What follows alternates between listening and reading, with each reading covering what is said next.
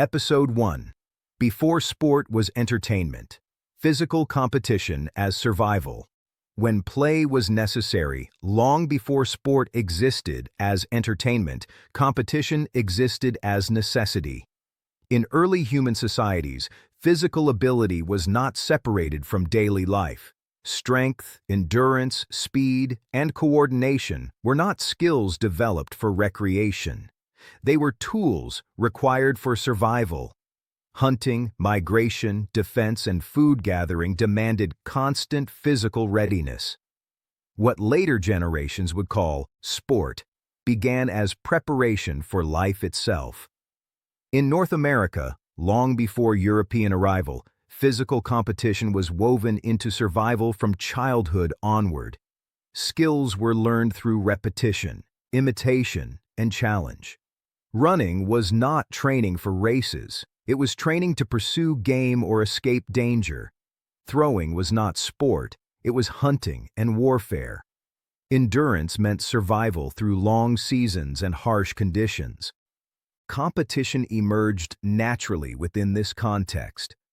Young people tested themselves against one another to measure readiness. Elders observed ability to determine roles within the community. Physical contests served as informal assessments. Who could hunt? Who could defend? Who could endure? These challenges were not optional. They were part of becoming useful. Importantly, there was no clear boundary between work, ritual, and play. Activities that looked like games to later observers carried practical meaning. A running contest could mirror the demands of pursuit. A throwing challenge refined accuracy needed for survival. Wrestling built strength and balance for combat and labor. Success in these activities was not symbolic. It had real consequence. Communities depended on capable members. Failure to develop physical skill threatened collective survival. As a result, competition was encouraged, observed, and remembered. This environment shaped how physical ability was valued. There were no spectators in the modern sense. There were witnesses. Community members watched not for entertainment, but for understanding. Who was ready? Who needed guidance? Who could be trusted in dangerous situations? This distinction matters. Modern sports centers on performance for others. Early competition centered on preparation for reality. Indigenous societies across North America developed systems that reinforced this connection. Physical contests were integrated into seasonal cycles, rites of passage, and communal gatherings. These events reinforced skill while strengthening social bonds. Competition also reinforced identity. Participation signaled belonging. Success brought recognition, not fame.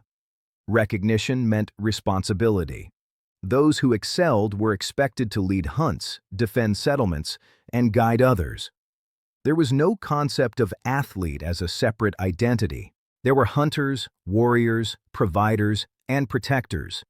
Physical excellence served these roles directly. Children were introduced early. Observation began before participation. Play was guided, not isolated. Games taught coordination, timing, and resilience. Failure was part of learning, not humiliation. This environment produced adaptability. Conditions changed constantly. Weather, terrain, and resources demanded flexible responses. Physical contests varied accordingly. There were no fixed rules that applied everywhere.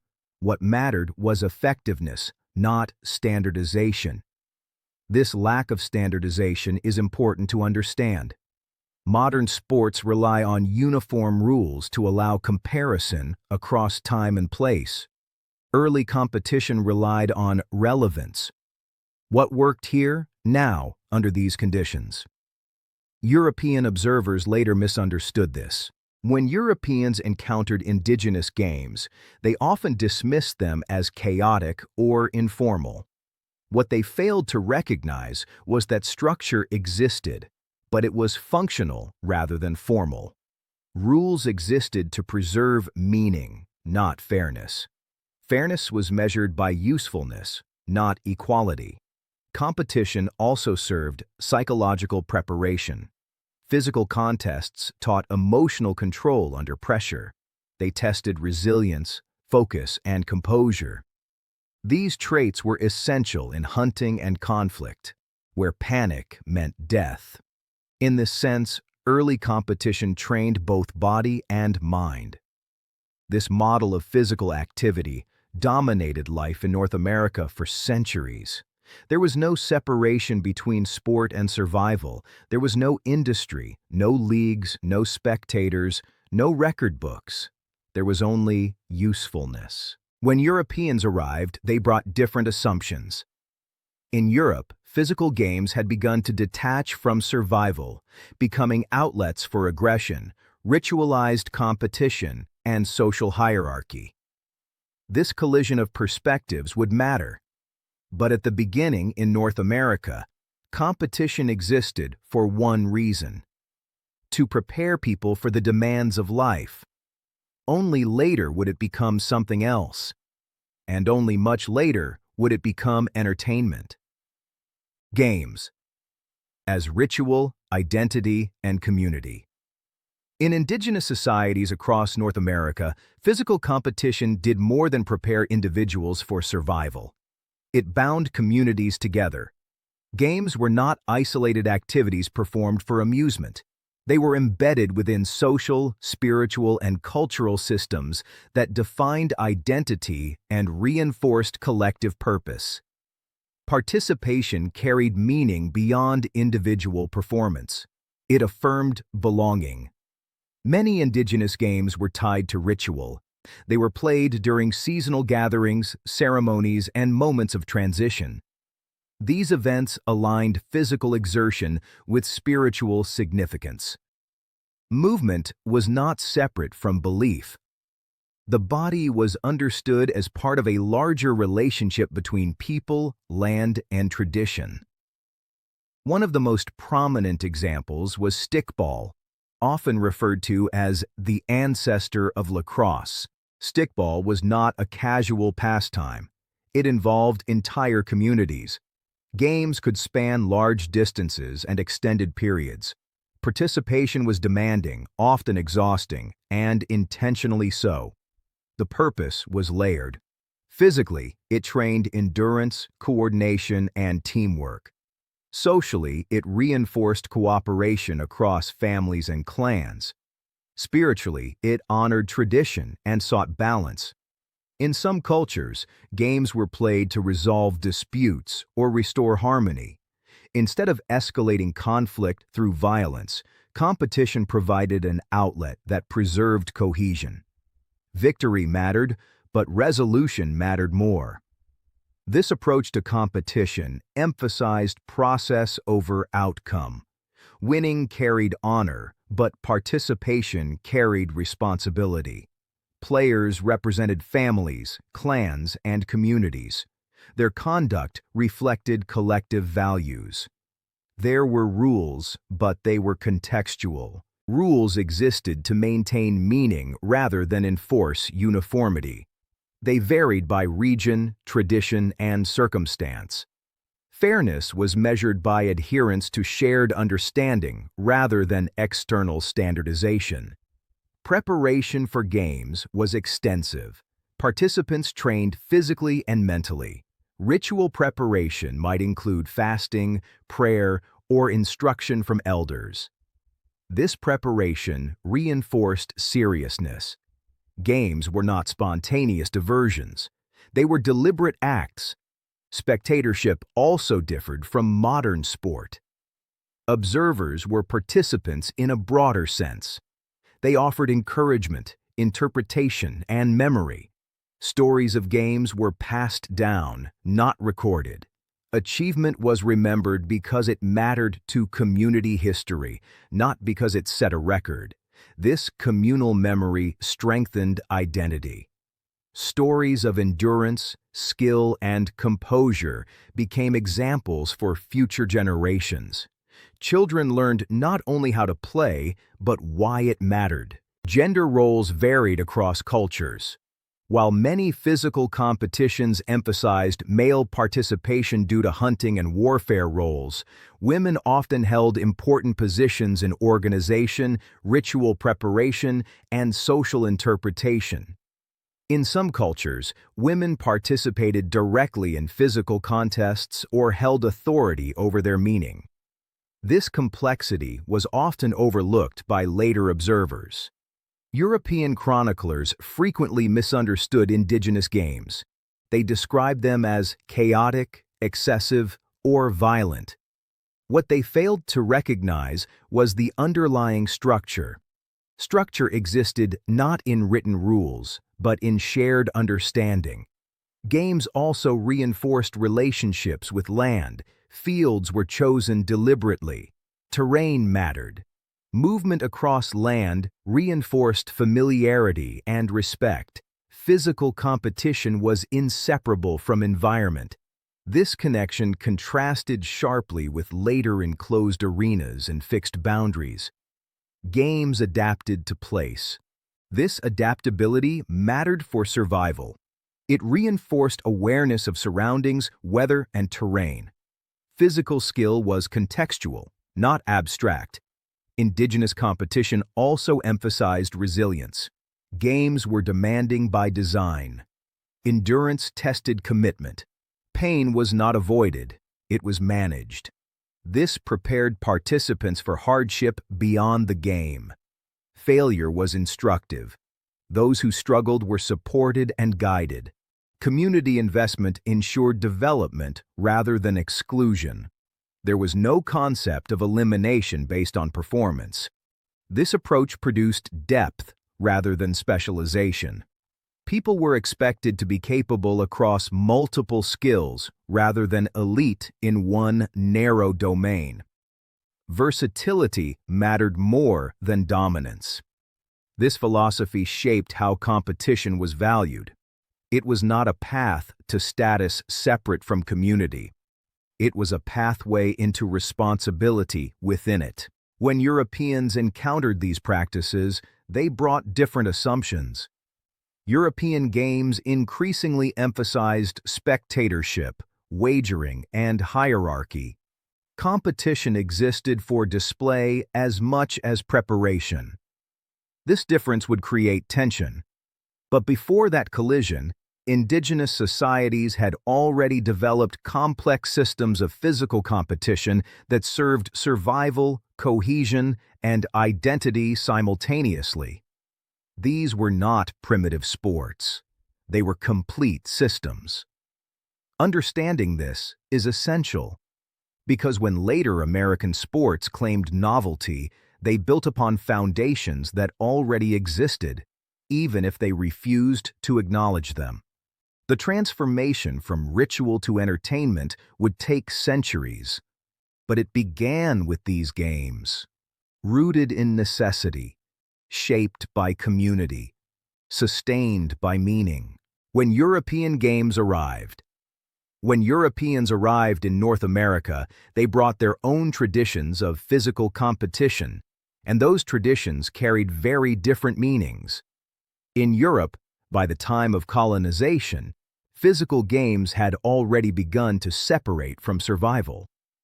Hunting and warfare still required strength and endurance, but games increasingly served social, cultural, and emotional functions rather than practical ones. Competition was a release, a spectacle, and often a means of asserting hierarchy. This difference mattered immediately. European settlers brought with them folk games that were rough, informal, and frequently violent. These activities were not organized sports in the modern sense, but neither were they tied to survival in the way indigenous games were. They existed in the space between work and leisure. One of the most common was folk football. Folk football had few rules and many participants.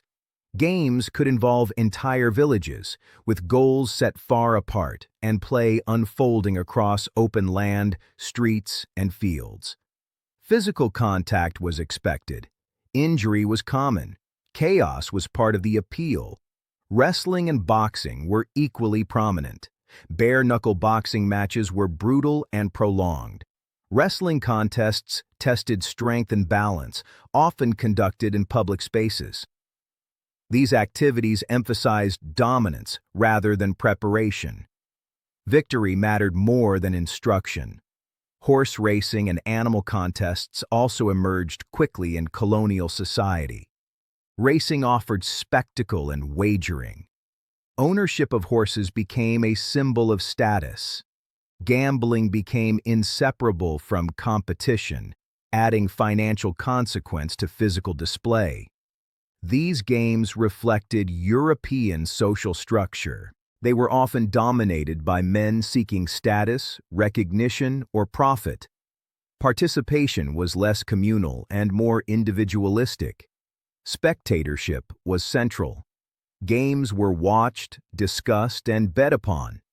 This contrasted sharply with indigenous competition, where indigenous games emphasized community, ritual, and preparation. European games emphasized display, rivalry, and release. Where indigenous competition reinforced cohesion, European games often sharpened division. Colonial authorities noticed this difference quickly. Many early colonial leaders viewed European games with suspicion. They associated them with disorder, drunkenness, gambling, and violence. Games disrupted work schedules and challenged moral discipline. Church leaders were especially critical. Puritan communities in particular saw sport as a distraction from duty. Physical games were viewed as indulgent and dangerous. Time spent playing was time taken from labor and worship. As a result, many European games were restricted or banned. Colonial laws frequently prohibited gambling, public matches, and certain forms of play. Enforcement varied, but the message was clear. Uncontrolled sport threatened social order. This opposition did not eliminate games. It pushed them underground or confined them to specific contexts. Informal matches continued. Wrestling and boxing remained popular. Horse racing persisted among elites. Sport became associated with rebellion against authority. This association shaped how Americans would later view competition. Sport was not yet respectable. It was tolerated, managed, or suppressed. Indigenous games were affected as well. European colonization disrupted indigenous societies through displacement, disease, and violence. Ritual gatherings became harder to sustain. Games tied to land and community were interrupted or discouraged. Some European observers dismissed indigenous games as uncivilized. Others attempted to control or replace them with European forms of play.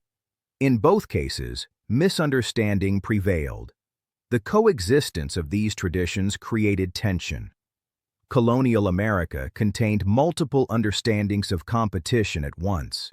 Physical activity could be survival training, ritual expression, social release, or moral threat depending on who observed it. This complexity prevented early standardization. There was no single model of sport in colonial America. Instead, there were overlapping practices shaped by culture, class, religion, and geography. What unified them was informality. Games were local. Rules were flexible. Authority was inconsistent. There were no leagues, schedules, or records. Competition existed in moments rather than systems. This informality would persist for generations. Only later, as society changed, would Americans attempt to control, organize, and legitimize sport. But at this stage, sport remained unstable, feared by authorities, loved by participants, misunderstood across cultures. The arrival of European games did not replace indigenous competition. It complicated it. And in that complication, the foundation was laid for uniquely American sports, shaped by conflict, control, and contradiction. This tension would define the next phase. As America grew, it would need to decide what role physical competition should play, and whether sport was something to suppress or something to shape. Why early America distrusted sport. By the late colonial period, physical competition had become a problem to be managed rather than a tradition to be celebrated. This distrust did not come from a single source. It emerged from overlapping fears, moral, economic, social, and political, all rooted in the belief that uncontrolled sport threatened order. In early America, stability mattered more than enjoyment, and sport often appeared to undermine both. Religious leaders were among the strongest opponents. In many colonial communities, particularly those shaped by Puritan beliefs, leisure itself was viewed with suspicion. Time was meant to be used productively, either through labor or worship. Physical games were seen as distractions that encouraged idleness and indulgence. Sport challenged discipline. Games gathered crowds. Crowds produced noise, drinking, and disorder. The physical nature of competition often resulted in injury or conflict. These outcomes conflicted directly with ideals of restraint and moral control. Church leaders warned that sport invited temptation. Gambling was a persistent concern. Wagers accompanied boxing matches, races, and contests of strength. Losses could ruin households. Arguments over outcomes could escalate into violence. Sport became associated not only with physical excess, but with financial and emotional risk. Civil authorities shared these concerns. Colonial governments struggled to maintain order in growing settlements. Resources were limited. Law enforcement was inconsistent. Activities that encouraged large, excited gatherings were viewed as liabilities. Sport was unpredictable. Matches could not be easily contained. Outcomes stirred emotion. Participants and spectators alike could ignore authority in moments of excitement. This unpredictability alarmed leaders tasked with preserving stability. Economic concerns added to resistance. Early American societies depended on labor. Farming, trade, and construction required constant effort. Physical games interrupted work schedules and drew men away from productive activity. Authorities feared sport would weaken work ethic. This fear was especially strong in communities where survival depended on cooperation and consistency. Time spent playing was time not spent contributing. Class tensions also played a role. Elite colonists often viewed popular games as crude and uncivilized. Wrestling matches, brawling contests, and folk football were associated with lower classes. Disorderly sport threatened social hierarchy by allowing physical dominance to challenge social rank. This tension was deeply uncomfortable. In societies that valued status and deference, sport flattened distinctions. Strength could overpower title.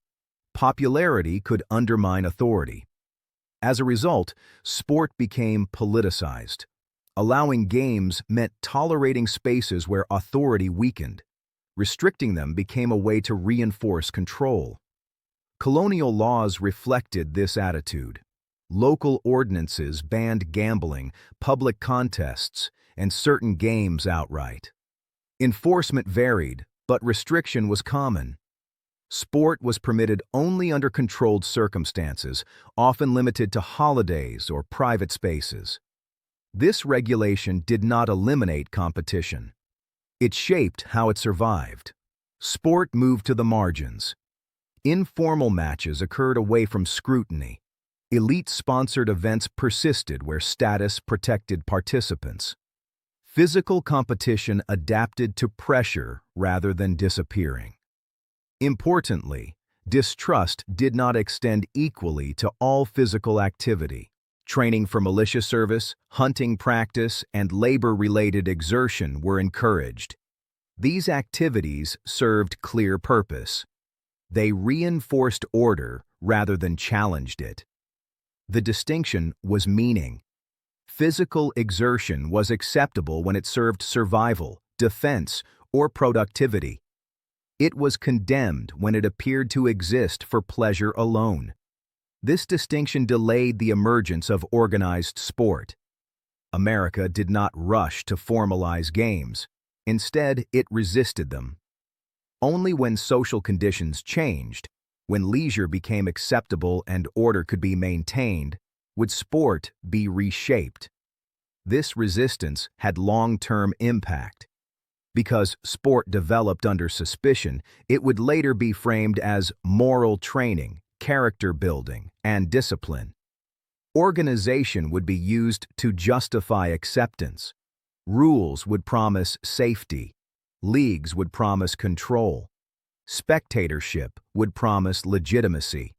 The distrust of early America did not prevent sport from emerging. It defined how it would emerge, controlled rather than chaotic, organized rather than spontaneous, respectable rather than raw. By the end of this period, physical competition remained widespread but uneasy.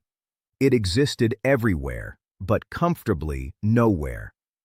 This tension set the stage for transformation. As America changed, so would its relationship with sport. The question was no longer whether people would compete.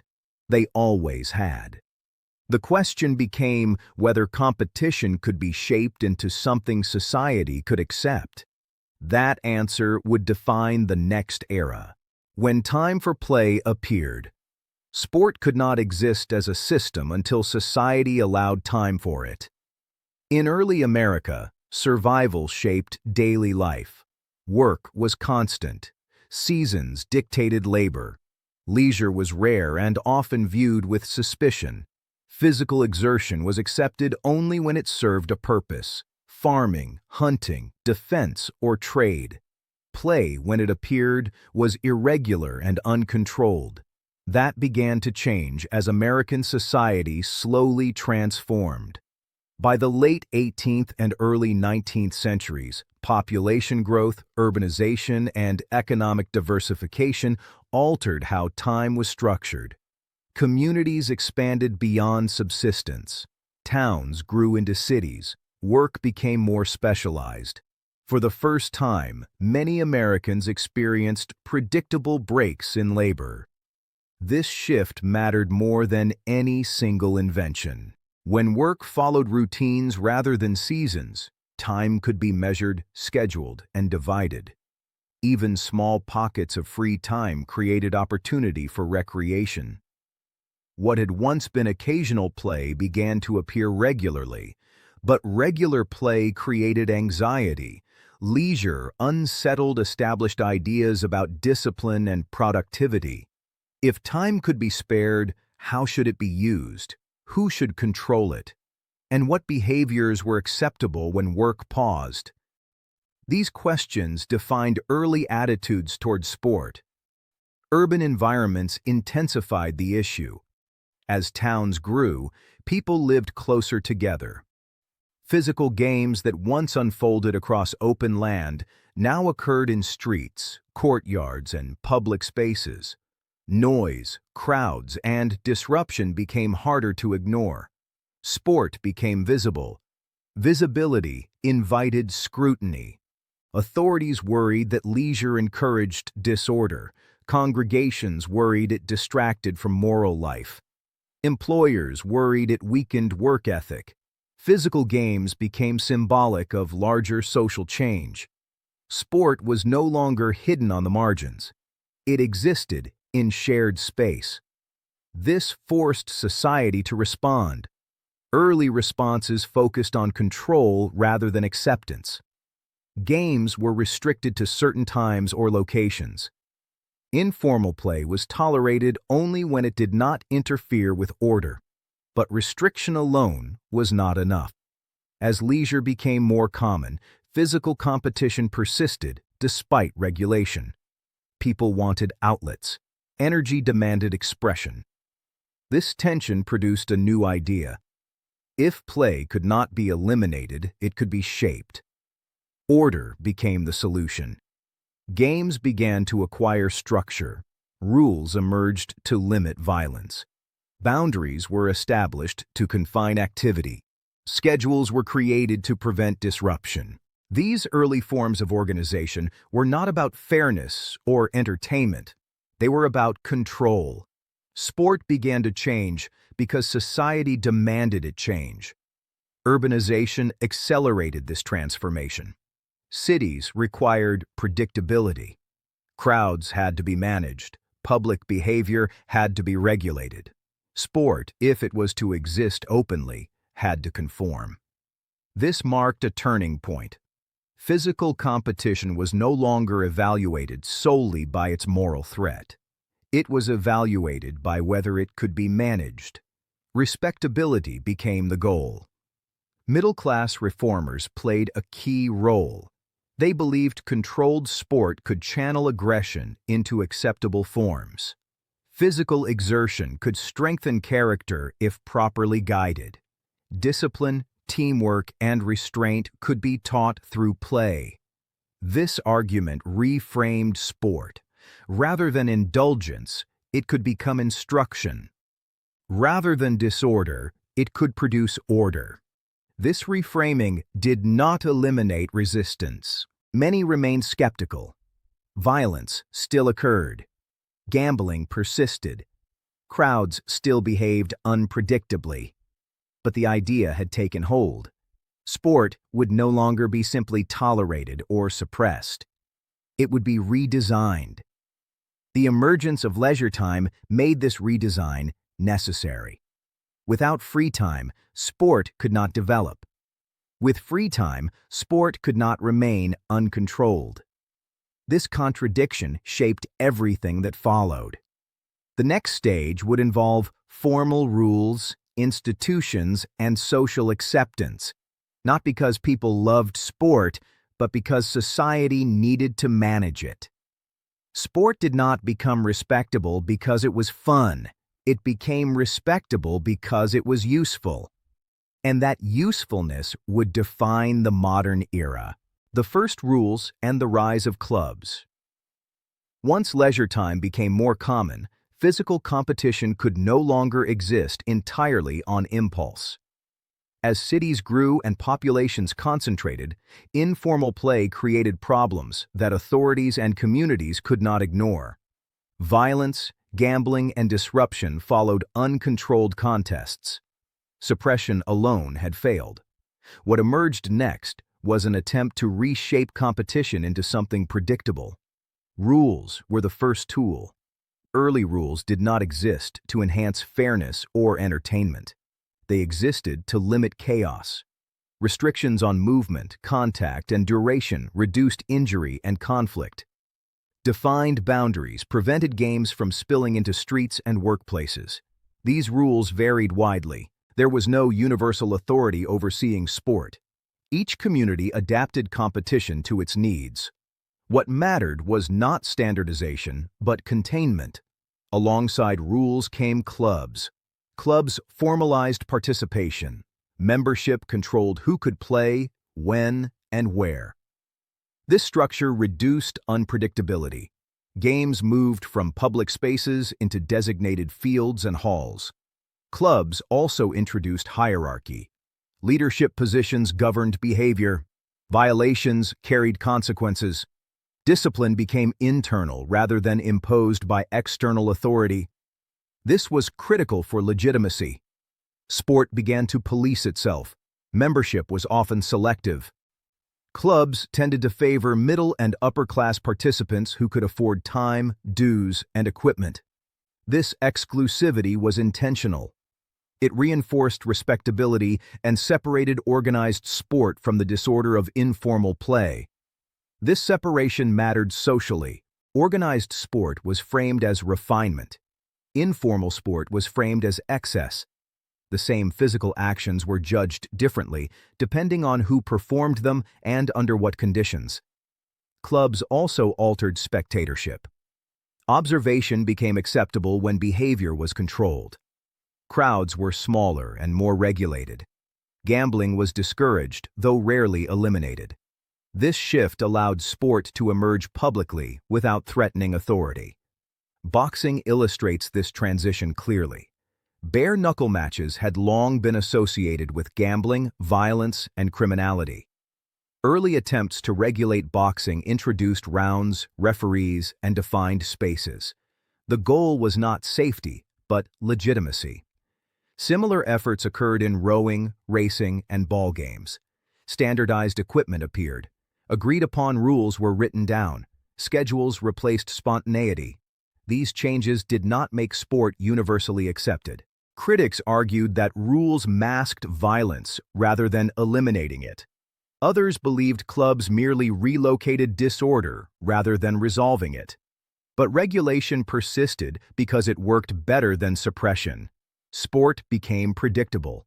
Predictability made it tolerable. Predictability made it useful. Educational institutions took notice. Schools and colleges saw opportunity. Physical competition could be incorporated into training and discipline. Rules aligned with educational values. Clubs mirrored institutional hierarchy. This alignment accelerated acceptance.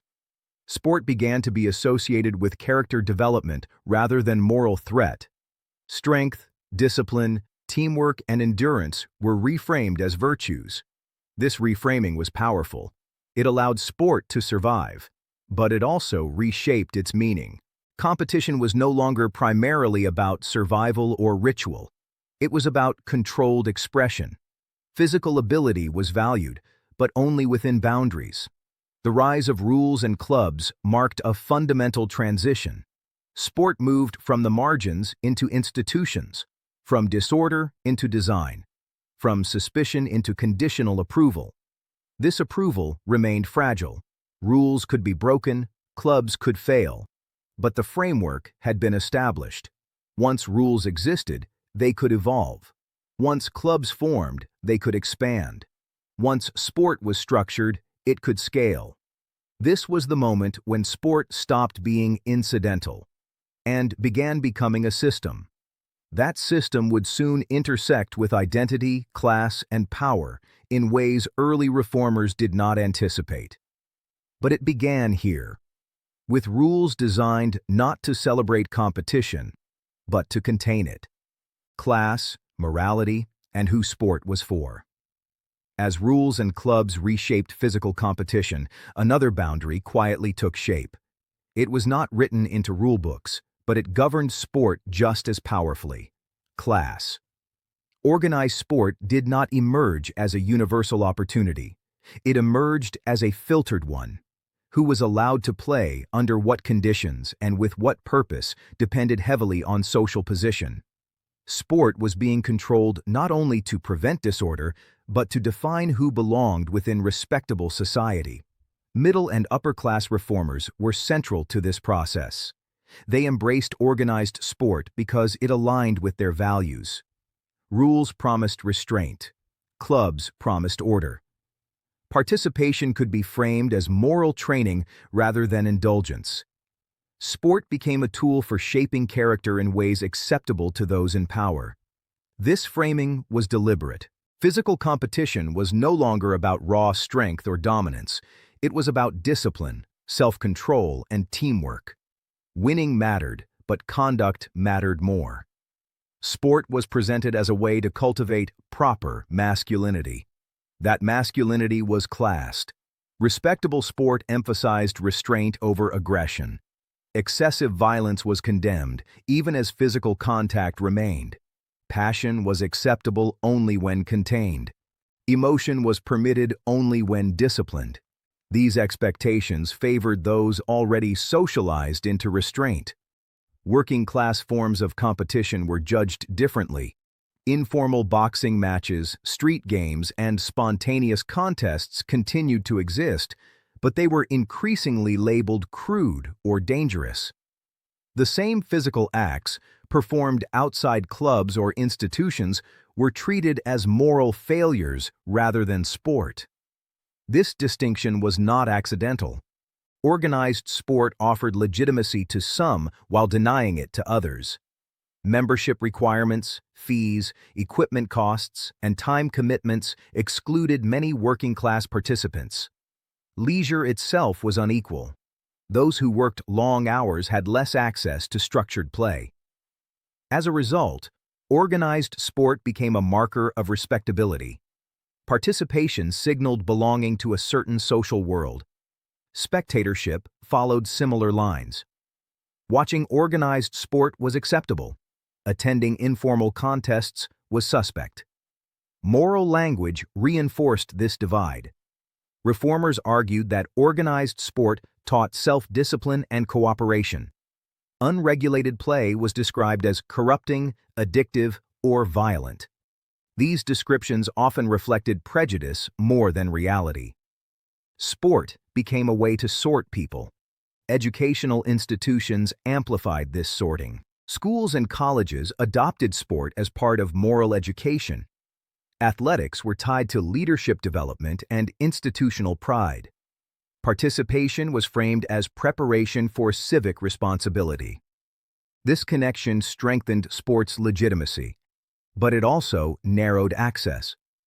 College athletics favored those with resources and connections. Admission requirements, tuition, and time commitment excluded most of the population. Sport became aspirational rather than universal. Gender boundaries reinforced exclusion further. Organized sport was overwhelmingly male. Physical competition was linked to ideals of manhood that emphasized strength, control, and authority. Women's participation was limited, regulated, or discouraged entirely. When women were included, activities emphasized grace, moderation, and health rather than competition. This separation reinforced broader social hierarchies. Race further complicated access. Free Black communities and indigenous peoples were often excluded from clubs and institutions. When they participated, their involvement was frequently marginalized or controlled. Sport reflected existing inequalities rather than challenging them. These exclusions were rarely explicit. They were enforced through custom, access, and expectation. The result was the same. Sport became a reflection of social order rather than a challenge to it. This did not mean working-class or marginalized communities stopped competing. They continued to create their own forms of play, often outside formal structures. Informal leagues, neighborhood contests, and community events persisted. These spaces preserved physical culture even as legitimacy was denied. The divide between respectable and disorderly sport widened. Organized sport gained institutional support and public approval. Informal competition was increasingly policed, restricted, or ignored. This divide shaped the future. As sport expanded, it carried these assumptions forward. Access, legitimacy, and morality were linked to structure and status. The idea that sport could uplift society depended on controlling who played and how. This belief would influence the rise of college athletics, professional leagues, and national sports culture. Sport was becoming powerful, but it was not neutral. It reflected the values, anxieties, and hierarchies of the society shaping it. Understanding this is critical, because American sports did not grow simply from love of competition. They grew from efforts to manage people, behavior, and belonging. And those efforts would shape everything that followed. Sport as moral training and preparation for citizenship. As organized sport gained acceptance, it required justification beyond enjoyment. That justification became moral training. In early America, physical competition was not embraced because it was entertaining. It was embraced because it could be framed as useful, a tool to shape behavior, character, and civic responsibility. Sport became acceptable when it could be presented as preparation for life within an ordered society. This reframing was deliberate. Reformers argued that controlled competition taught virtues essential to citizenship: discipline, obedience to rules, cooperation, and restraint under pressure. These qualities were increasingly valued in a society moving toward industrialization and centralized governance. Sport became a classroom. Rules taught respect for authority. Referees modeled impartial judgment. Teams required individuals to subordinate personal impulse to collective success. Winning mattered, but only within boundaries.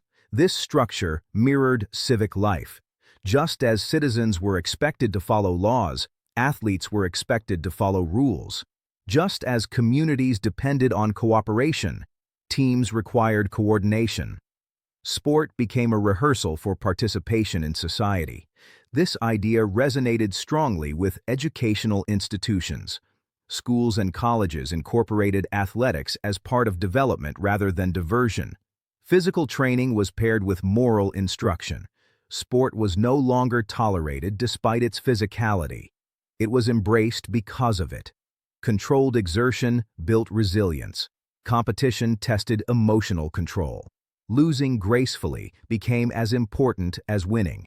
Aggression was permitted only when restrained. These lessons aligned with ideals of respectable behavior. This approach also addressed lingering fears. Violence could be justified if regulated. Crowds could be managed if structured. Gambling could be discouraged if rules were enforced. Sport became safe enough to exist publicly. Military language reinforced this framing. Sport was described as preparation for defense, leadership, and service. Physical fitness aligned with militia readiness. Team loyalty mirrored national loyalty. Competition reinforced hierarchy and command. This association strengthened legitimacy. Sport was no longer frivolous. It was useful. Religious leaders adapted as well. While earlier generations condemned play outright, later leaders reinterpreted sport as discipline rather than indulgence. Physical activity could strengthen moral fiber if properly guided. Excess was still condemned, but restraint was praised. This shift allowed sport to integrate into moral life. But this integration carried limits. Only certain forms of competition qualified. Organized, rule-bound sports were celebrated. Informal, spontaneous play remained suspect. Legitimacy depended on structure. This distinction shaped who benefited. Those with access to institutions gained moral validation through sport. Those excluded remained labeled disorderly. Sport reinforced social hierarchy even as it claimed to uplift. Citizenship itself became linked to participation. Sport was framed as training for leadership and public responsibility. Participation signaled readiness for civic life. This narrative excluded those denied access, reinforcing inequality. Yet the model persisted because it solved a problem. It allowed society to harness physical competition without surrendering control. Sport became a tool rather than a threat. This transformation was not inevitable. It was a choice shaped by fear, ambition, and social change. By the end of this period, sport had secured a place within American life, not as entertainment, but as instruction. This placement would allow it to expand dramatically. Once sport was useful, it could grow. Once it was legitimate, it could scale. Once it was institutionalized, it could spread. The next phase would push sport beyond moral training. It would become identity, spectacle, business, power. But that future rested on this foundation. Sport survived because it learned to justify itself. And that justification would shape American sports for generations. Part 3. America begins inventing its own games. Why American sport diverged from Europe. As organized sport slowly gained acceptance, American society faced a choice it did not consciously recognize at the time. It could adopt European games as they already existed, or it could reshape them to fit American conditions. What emerged was not a rejection of European influence, but a transformation of it. This divergence did not happen because Americans set out to create something new.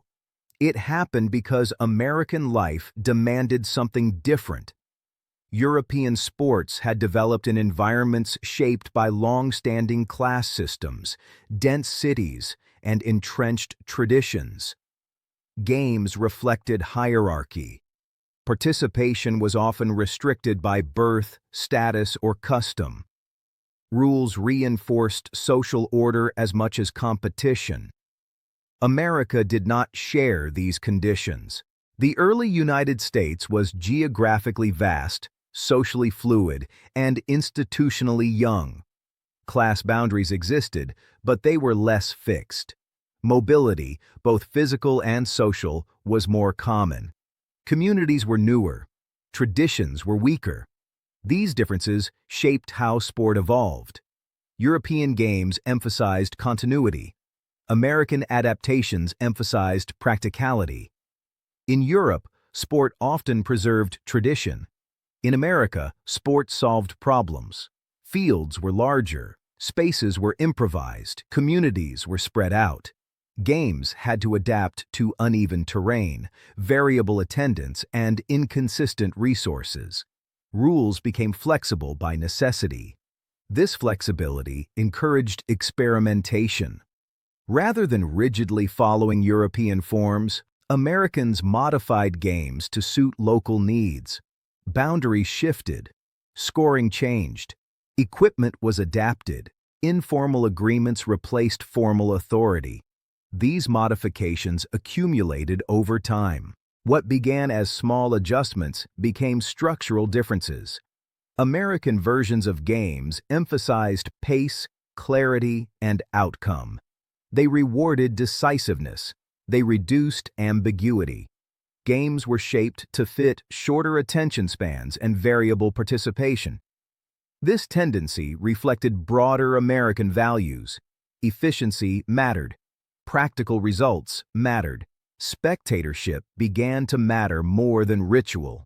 In Europe, many games existed within social calendars and ceremonial contexts.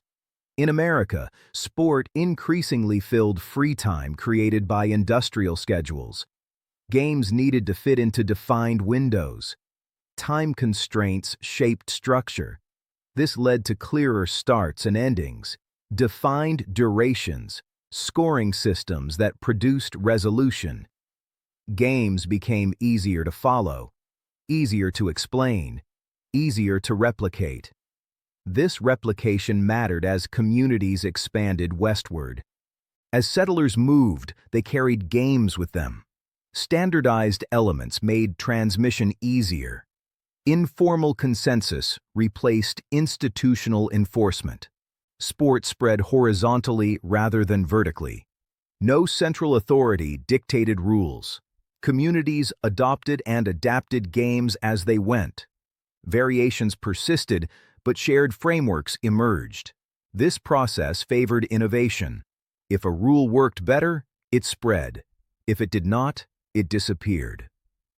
Practical success mattered more than tradition. American sport became evolutionary. Violence played a role as well. Many early European games were brutal. American adaptations sought to manage risk without eliminating physicality. Excessive violence threatened legitimacy and participation. Rules evolved to balance intensity and control. This balance was unstable. Different communities tolerated different levels of contact. Negotiation was constant, but the direction was clear. Physical competition needed to be intense enough to matter, but controlled enough to survive. This tension would later define American football and boxing. But it began here. Economic factors reinforced divergence. America lacked entrenched aristocratic patronage. Sport could not rely on elite sponsorship alone. It needed broader appeal. Games that attracted participants and observers survived. Accessibility mattered. This encouraged simplification. Equipment became standardized and affordable. Rules became teachable. Games became scalable. What emerged was not purely American invention, but American adaptation. European roots remained visible, but outcomes differed. American sport emphasized competition as demonstration rather than ceremony. It valued achievement over inheritance. It rewarded innovation over tradition. These traits aligned with broader national identity, forming at the same time. Sport did not create American values. It reflected them. As America moved further from its European origins, sport followed. Games became expressions of independence long before political independence was complete. This divergence laid the groundwork for uniquely American sports. Not because Americans rejected Europe, but because American conditions made European models insufficient. Sport changed because America was changing. And once sport began adapting to American life, it would never fully return to its origins. The next sections will trace how these adaptations crystallized into distinct games that would eventually define the nation. But first, America had to decide what it wanted sport to be, and whether it would allow innovation to continue. Baseball and the need for order. Baseball did not become America's defining sport because it was inevitable. It became dominant because it solved problems other games could not. In the early 19th century, Americans played many bat and ball games. These games varied widely by region, community, and circumstance. Rules changed from town to town. Fields were improvised. Outcomes were often disputed. What baseball offered was not novelty. It offered clarity. As American cities expanded and work schedules became more structured, recreation needed to fit into limited windows of time. Games that dragged on indefinitely or relied on informal agreement became impractical. Baseball, through gradual evolution, developed features that addressed these constraints. Defined innings created predictability. Clear scoring eliminated ambiguity. Standardized positions distributed responsibility. Most importantly, baseball imposed order without eliminating participation. Unlike earlier folk games, baseball limited physical contact. Violence was reduced without removing competition. This made the game acceptable to reformers and authorities who still viewed uncontrolled sport with suspicion. Baseball's structure aligned with emerging American values. It rewarded patience, coordination, and strategy rather than brute force alone. Success depended on timing, precision, and teamwork. Individual achievement mattered, but it was inseparable from collective effort. This balance was critical. Baseball allowed competition without chaos. Clubs played a central role in its spread. As urban centers grew, baseball clubs formed to organize play. These clubs agreed on shared rules, enabling teams from different communities to compete. Standardization followed necessity.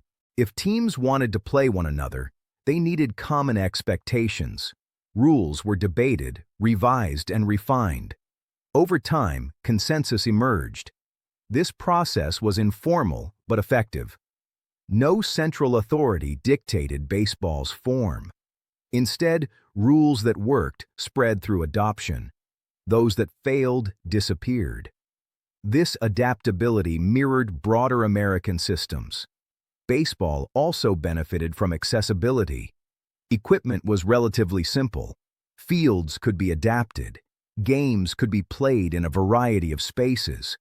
Participation did not require elite sponsorship or specialized facilities. This made baseball scalable. It could move with people as they migrated westward. It could be taught easily. It could be replicated across communities. Baseball's pace also mattered. Games unfolded through a series of discrete actions rather than continuous motion.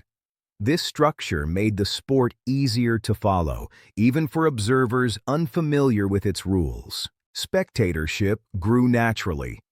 Watching baseball did not require deep cultural knowledge or physical endurance. It allowed pauses, conversation, and reflection. This suited urban leisure patterns. Importantly, baseball aligned with moral reform narratives. Reformers promoted the game as wholesome. It encouraged outdoor activity without encouraging excess. It rewarded discipline and cooperation. Gambling existed, but it was easier to regulate than in more chaotic sports. Educational institutions adopted baseball early. Schools and colleges used it to reinforce discipline and camaraderie. Participation signaled respectability. This institutional endorsement further legitimized the game. Baseball's rise was not without resistance. Critics worried about professionalism, gambling, and crowd behavior. But compared to boxing or folk football, baseball appeared manageable. That perception mattered more than reality. Baseball became acceptable. Acceptance allowed expansion. Expansion created permanence. By mid-century, baseball was no longer simply one game among many. It was becoming a reference point for American sport. It demonstrated that competition could be organized, scalable, and culturally acceptable. It proved that sport could exist openly without threatening order. This lesson would influence every sport that followed. Baseball did not just succeed. It taught America how sport could succeed. The next stage would involve applying these lessons to more dangerous, more physical forms of competition. And that process would test the limits of control, because not all games were as willing to be restrained, and not all competition could be made orderly without cost. Why America did not embrace soccer? At first glance, there was no obvious reason soccer should not have taken hold in America. The game was already established in Europe. Its rules were comparatively simple. It required minimal equipment and could be played almost anywhere. British influence in early America ensured familiarity with versions of the sport long before formal codification. And yet, soccer failed to become dominant. This was not because Americans rejected foreign games outright. It was because soccer conflicted with how Americans increasingly understood competition. European soccer developed in dense cities with long-established class systems. The game emphasized continuous motion, positional discipline, and collective restraint. Scoring was rare.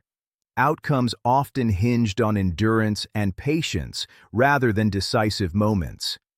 These traits reflected European social norms. In America, conditions were different. American communities were more dispersed. Leisure time was limited and structured. Games needed to fit into defined windows rather than unfolding indefinitely. Continuous play without clear segmentation was less practical. Americans favored resolution. They wanted games that produced outcomes clearly and within predictable time frames. Baseball's innings created natural pauses. Scoring events were discrete and cumulative. Soccer's low-scoring structure offered fewer moments of visible achievement. This difference mattered to spectators. As sport became something to watch as well as play, clarity became essential. Baseball allowed observers to track progress easily. Each pitch, hit, and run carried meaning. Soccer demanded sustained attention. It rewarded patience rather than punctuation. American audiences, shaped by work schedules and social rhythms, gravitated towards sports that mirrored their experience of time, divided, measurable, and finite. Violence also influenced preference. Soccer limited physical contact by design. While this reduced injury, it also reduced spectacle. In contrast, American adaptations of football and boxing retained controlled violence. Physical confrontation remained central. This reflected broader cultural values. American competition increasingly emphasized strength, risk, and confrontation within limits. Games that minimized contact were perceived as less demanding or less authentic. Class associations reinforced this perception. Soccer in Europe was deeply tied to working-class communities. In America, working-class recreation was often viewed with suspicion. Sports adopted by educational institutions and elites gained legitimacy faster. Baseball and later football benefited from this alignment. Soccer did not. Institutional support was limited. Schools and colleges favored sports that reinforced discipline, hierarchy, and visible leadership roles. Football and baseball fit this model. Soccer's fluidity made authority less explicit. This mattered in environments focused on character training. Additionally, soccer lacked early organizational advocates in America. Baseball clubs actively promoted the game. Colleges invested in football. Soccer remained fragmented, lacking centralized promotion or institutional backing. Without structure, it could not scale. This absence created a feedback loop. Limited adoption reduced investment. Reduced investment limited visibility. Soccer remained marginal while other sports expanded. Importantly, soccer was not rejected entirely. It persisted in immigrant communities and informal settings. But it did not define national identity. American sport was becoming a reflection of broader cultural preferences. Decisiveness over endurance. Segmentation over continuity. Controlled violence over restraint. Individual achievement within team structure. Soccer conflicted with these priorities. This divergence did not imply inferiority.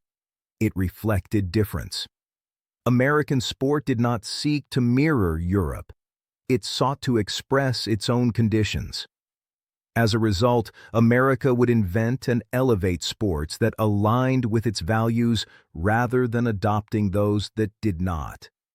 This decision shaped everything that followed. Football would evolve into a uniquely American game. Basketball would emerge as a structured yet dynamic alternative. Baseball would anchor national identity. Soccer would remain present, but peripheral. Understanding this divergence is essential. It explains why American sports developed as they did, and why American spectators came to expect certain things from competition. The next section will examine how these preferences influenced the transformation of football from borrowed origins into something distinctly American. A transformation driven by demand, danger, and control. Football, violence, and why danger did not stop its rise. Football did not rise in spite of danger. It rose because danger aligned with American expectations of competition. When early versions of football appeared in the United States during the 19th century, they resembled a chaotic blend of rugby, soccer, and folk football. Rules were inconsistent. Team sizes varied. Fields were improvised. Physical contact was extreme. Injuries were common. Deaths were not unheard of. By any rational measure, football should have failed. Instead, it expanded. This outcome cannot be explained by popularity alone. It must be understood through cultural context. As American society industrialized, physical labor began to separate from daily life. Work moved indoors. Jobs became repetitive. Physical exertion became less visible in everyday routines. Sport began to fill that absence. Football offered intensity. It demanded strength, courage, and endurance. It tested pain tolerance and resolve. In an era increasingly concerned with masculinity and discipline, football appeared to preserve qualities believed to be at risk. This perception mattered. Football was framed not as recklessness, but as character formation. Pain became proof of commitment. Injury became evidence of sacrifice. Endurance signaled virtue. Colleges played a decisive role. Educational institutions adopted football as a means of building identity and loyalty. Games fostered school pride. Teams symbolized institutional strength. Competition reinforced hierarchy and leadership. Football suited these goals. Its structure emphasized command, coordination, and obedience to authority. Coaches directed strategy. Players executed roles. Individual risk served collective purpose. This mirrored institutional values. Violence, while concerning, was tolerated within this framework. Authorities did not ignore the danger. Public concern grew as injuries mounted. Newspapers reported fatalities. Critics demanded reform or abolition. But abolition threatened something larger. Football had become a cultural symbol. It represented toughness in a changing world. Removing it risked appearing weak or overly cautious. Reform became preferable to elimination. This led to a critical moment. Rules were introduced to control violence without eliminating physicality. Protective equipment emerged. Formations were adjusted. Officiating improved. The goal was balance. Football needed to remain dangerous enough to matter, but controlled enough to survive. This balance was unstable. Debates raged over how much violence was acceptable. Changes were incremental. Each reform preserved the game's core while addressing public fear. This pattern would repeat throughout football's history. Danger was not an accident. It was negotiated. Football survival demonstrated something important. American sport did not reject risk. It managed it. This approach distinguished football from European alternatives. Where soccer minimized contact, football structured it. Where restraint dominated, confrontation was formalized. Spectators responded. Football offered visible struggle. Progress was earned through force and coordination. Each play resolved conflict directly. This clarity appealed to American audiences. Football also reinforced national narratives. It was framed as preparation for leadership, conflict, and defense. Military language surrounded the game. Strategy mirrored warfare. Physical sacrifice carried patriotic overtones. These associations deepened attachment. Football became more than a game. It became an expression of identity. Danger did not deter participation. It validated it. As long as violence could be justified as meaningful, football would persist. This acceptance set a precedent. American sports would not avoid risk. They would regulate it. They would preserve intensity while claiming responsibility. Football proved that controlled danger could be culturally acceptable, even desirable. This lesson would shape professional leagues, media coverage, and national expectations. Sport had completed its transformation, from survival to order to invention. The next part will follow these games beyond institutions and into the public sphere, where spectatorship, money, and mass culture would change sport permanently. When games became something to watch, sport changed permanently when people began gathering not to participate, but to observe. This shift did not happen suddenly. It emerged as a consequence of structure, repetition, and predictability. Once games followed rules, schedules, and recognizable forms, they could be anticipated. Once they could be anticipated, they could be watched.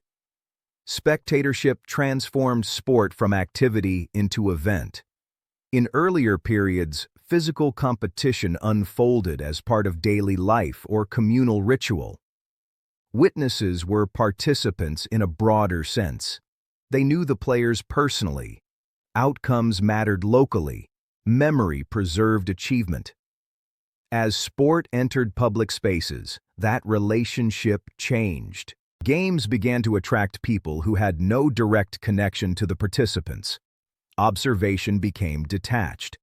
Interest expanded beyond community ties. This created a new dynamic. Sport became performance. Urban growth accelerated this transformation. Cities concentrated populations. Transportation improved. News traveled faster. People shared schedules. When games occurred regularly, they became fixtures within social calendars. Attendance became habitual. Fields and grounds were designated. Entry points controlled access. Informal observation evolved into organized viewing. This organization had consequences. Once people gathered to watch, behavior needed to be managed. Crowds introduced risk. Noise, emotion, and rivalry required oversight. Sport could no longer exist without attention to order. Rules expanded beyond play. They governed spectators. Seating arrangements separated players from viewers. Boundaries protected fields. Officials monitored conduct. The presence of crowds reinforced the need for discipline. Money followed quickly. Admission fees emerged not initially as profit mechanisms, but as control tools. Charging entry limited access and regulated attendance. It also generated revenue. That revenue changed expectations. Games became investments. Facilities improved. Equipment standardized. Schedules tightened. The incentive to attract spectators influenced how games were presented. Sport adapted to audience. Clarity mattered more than ever. Rules emphasized visibility. Scoring became more explicit. Outcomes needed to be understood by observers unfamiliar with nuance. This reinforced trends already present in American sport: segmentation, resolution, punctuation. Spectatorship rewarded games that communicated clearly. It also intensified rivalry. Teams represented neighborhoods, institutions, and identities. Watching sport became a way to express belonging. Victory mattered not only to players, but to communities. This emotional investment deepened attachment. Sport became social currency. Conversations extended beyond the field. Results were discussed, debated, remembered. Newspapers reported outcomes.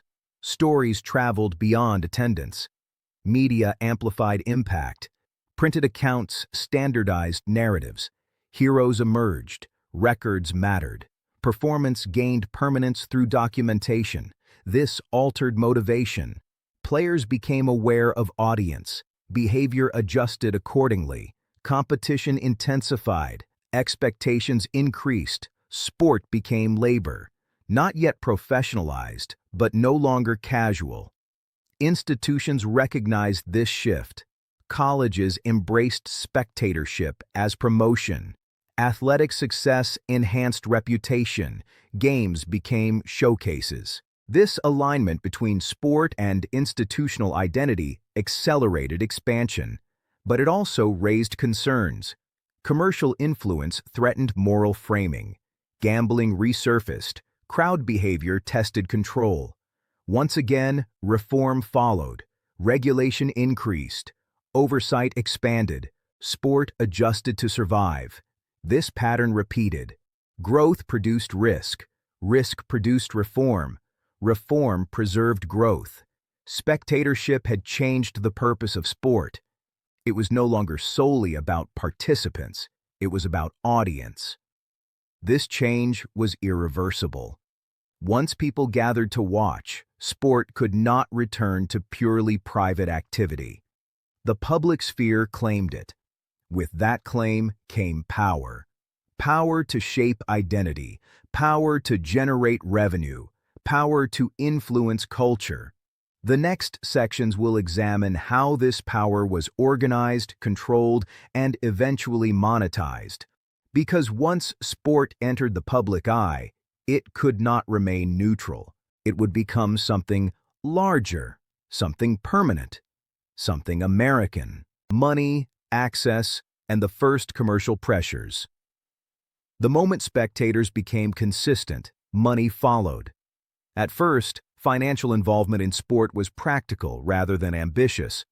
Admission fees were introduced to regulate crowds, maintain facilities, and offset organizational costs. These fees were modest, but they marked a critical shift. Sport now had monetary value beyond participation. This value changed relationships. Once money entered the equation, decisions about sport were no longer guided solely by tradition, morality, or physical development. They were influenced by sustainability, growth, and appeal. Access became conditional. Charging admission transformed who could attend. Casual observation gave way to intentional viewing. Spectatorship became a choice rather than an accident. This filtered audiences and altered atmosphere. Sport became selective. Facilities reflected this shift. Fields were enclosed. Seating was constructed. Entrances were controlled. These changes improved order, but they also formalized separation between players and audience. Sport became staged. This staging influenced behavior.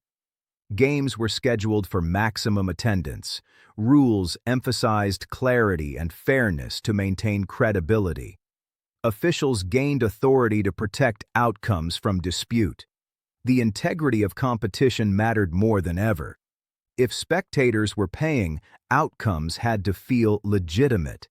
This pressure encouraged consistency. Standardized rules reduced confusion. Clear officiating reduced conflict. Disputes threatened trust, and trust threatened revenue. Commercial pressure reinforced organization. But money also introduced tension. Reformers worried that financial incentives would corrupt sport's moral purpose. Gambling, already present, intensified when money circulated openly. Betting blurred lines between competition and exploitation. This concern was not unfounded. Financial interest encouraged exaggeration, rivalry, and spectacle. Crowds demanded excitement. Players felt pressure to perform. Risk increased. Sport began balancing two priorities: control and appeal. Too much restraint reduced interest. Too much chaos undermined legitimacy.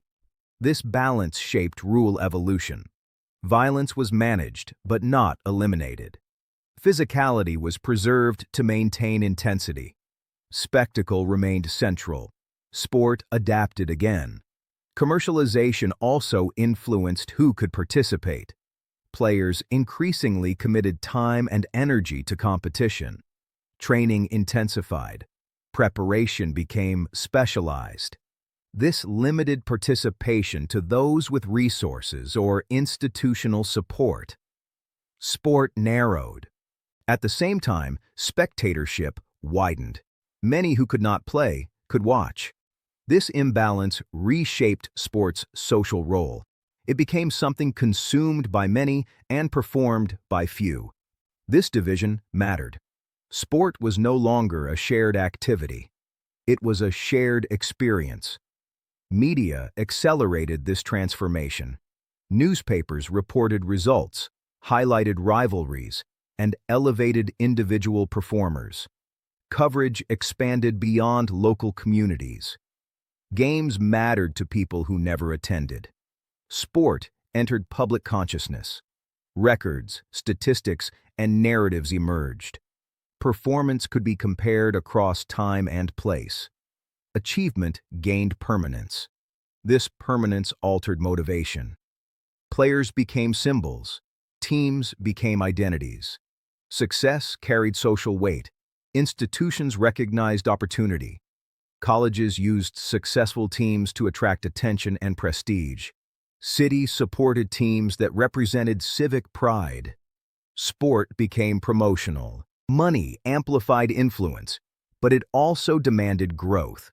Once revenue existed, it needed protection and expansion.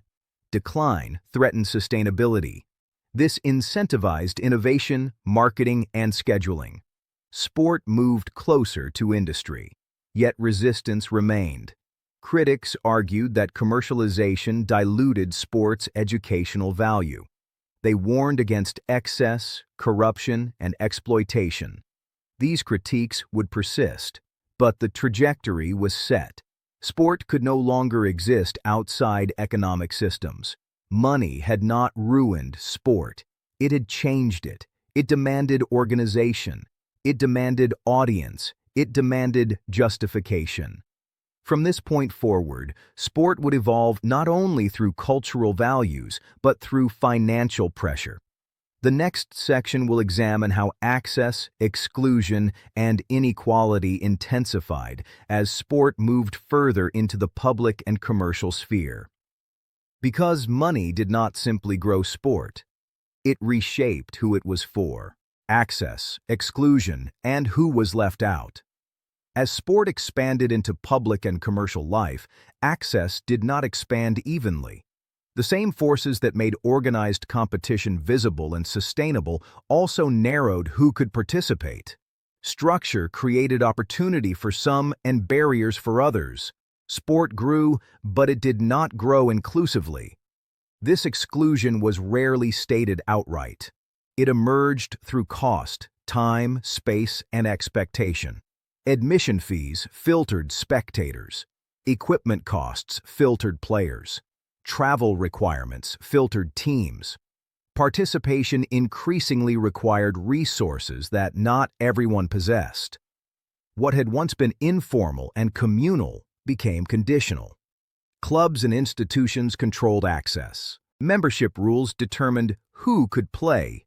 Facilities determined where games occurred. Schedules favored those with flexible time.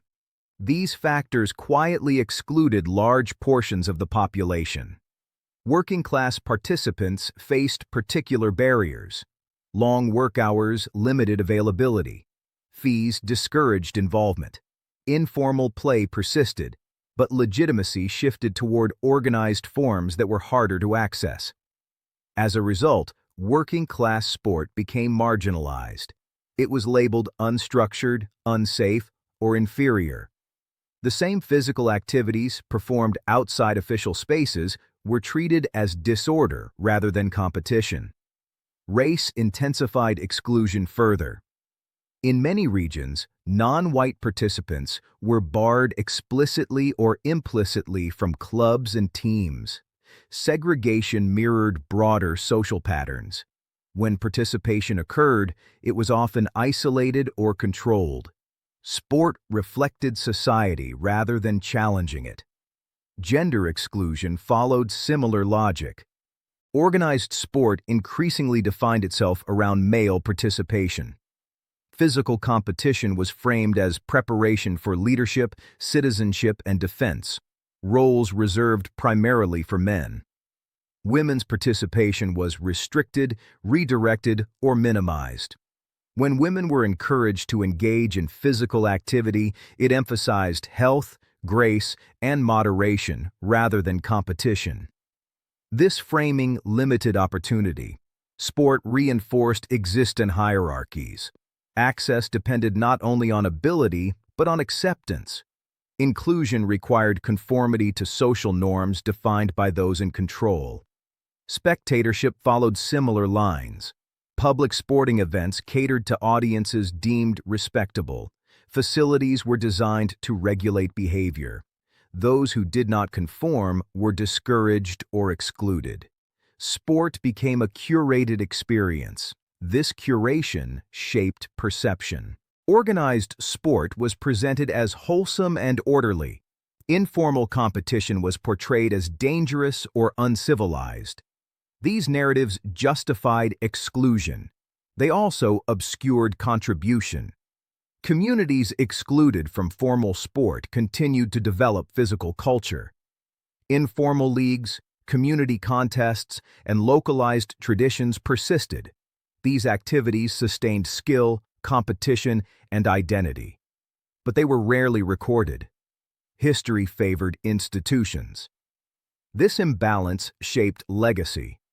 Athletes who fit institutional models were documented, celebrated, and remembered.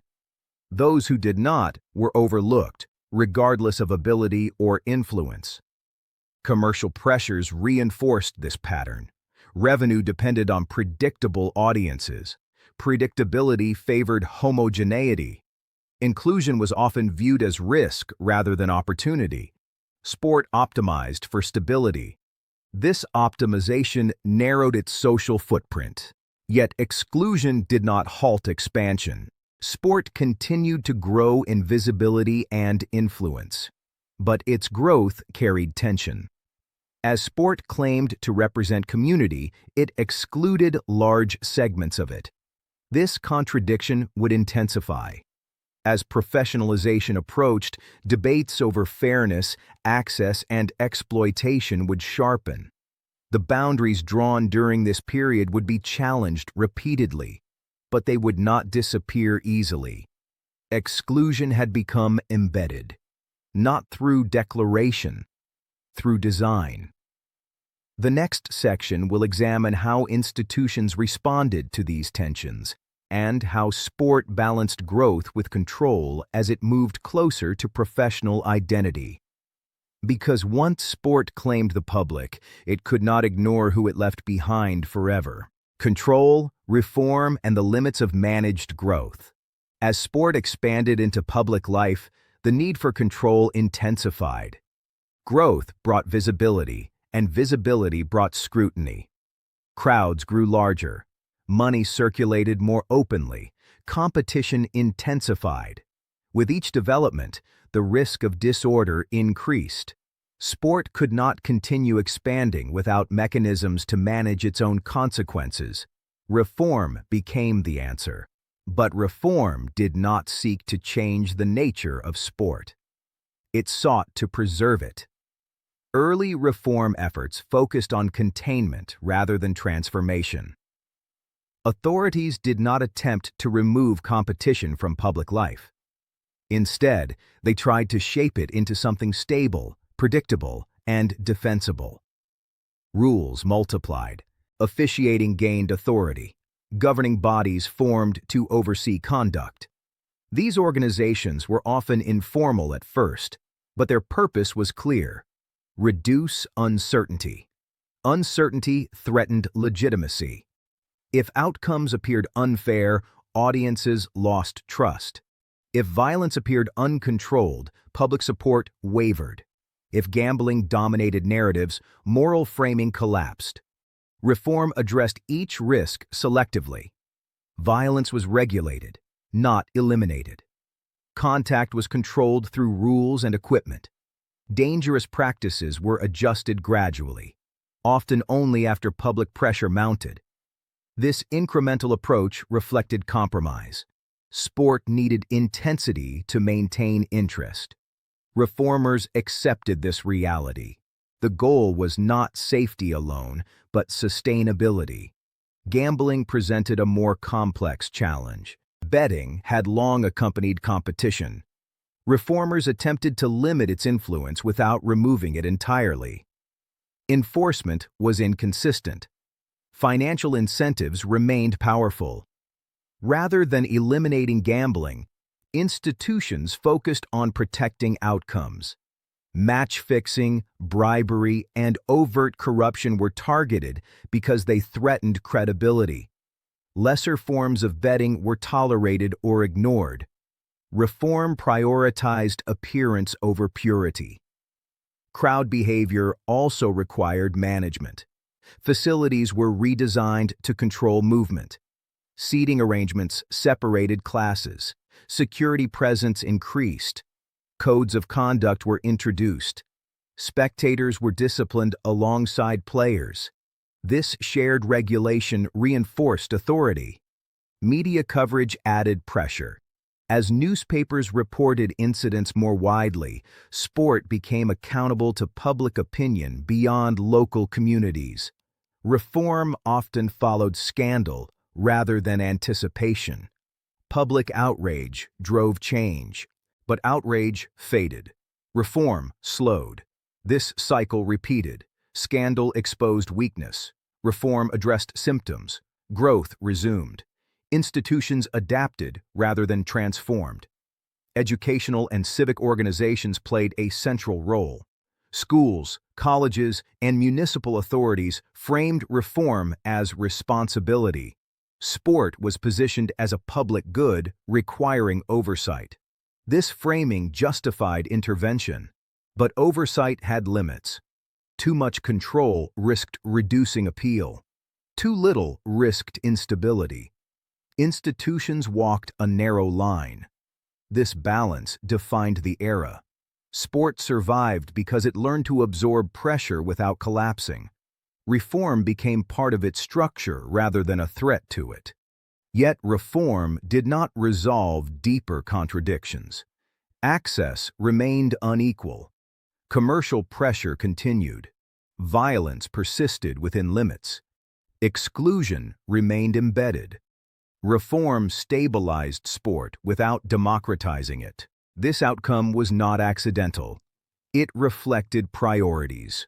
Sport was preserved as an institution first. Social change was secondary.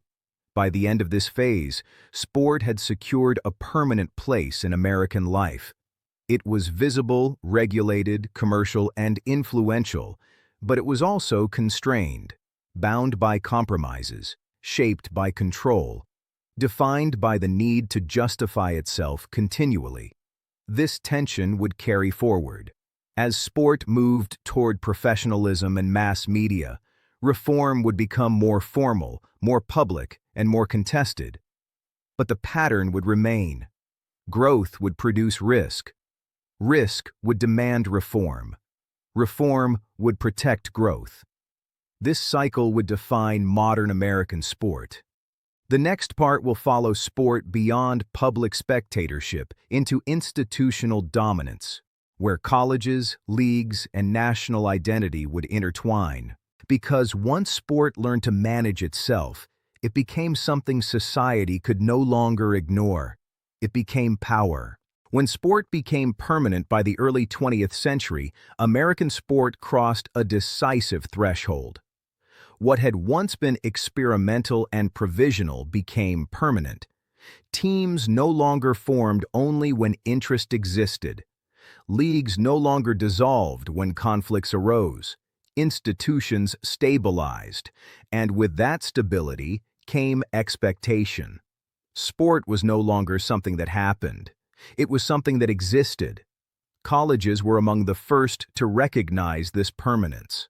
Athletic programs became fixtures rather than extracurricular activities. Football schedules were anticipated years in advance. Rivalries became annual rituals. Success carried institutional meaning. Athletics became representation. Universities discovered that sport provided visibility unmatched by academic achievement alone. Winning teams attracted attention, loyalty, and financial support. Alumni identified with athletic success as a reflection of institutional strength. This shifted priorities.